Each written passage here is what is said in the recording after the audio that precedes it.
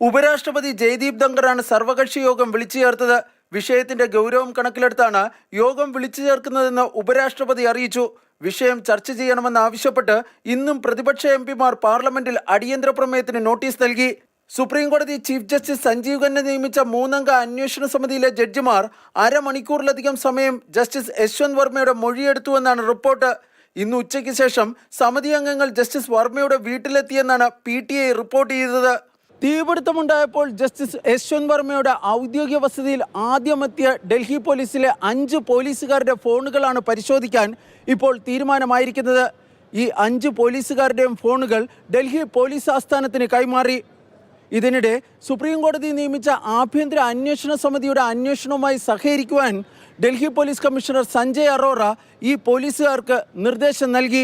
ഇതിനിടെ justice Yashwant വർമ്മയെ Allahabad ഹൈക്കോടതിയിലേക്ക് തിരിച്ചയക്കാനുള്ള supreme കോടതി കൊളീജിയത്തിന്റെ തീരുമാനത്തിനെതിരെ അലഹബാദ് ഹൈക്കോടതിയിലെ അഭിഭാഷകർ നടത്തുന്ന പ്രതിഷേധം തുടരുകയാണ്. അഴിമതിക്കാരായ ജഡ്ജിമാരെ അയക്കാൻ അലഹബാദ് ഹൈക്കോടതി ചവറ്റുകുട്ടയല്ലെന്നാണ് പ്രതിഷേധിക്കുന്ന അഭിഭാഷകരുടെ നിലപാട്.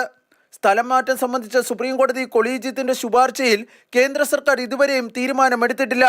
B Balagopal, Mathrubhumi news.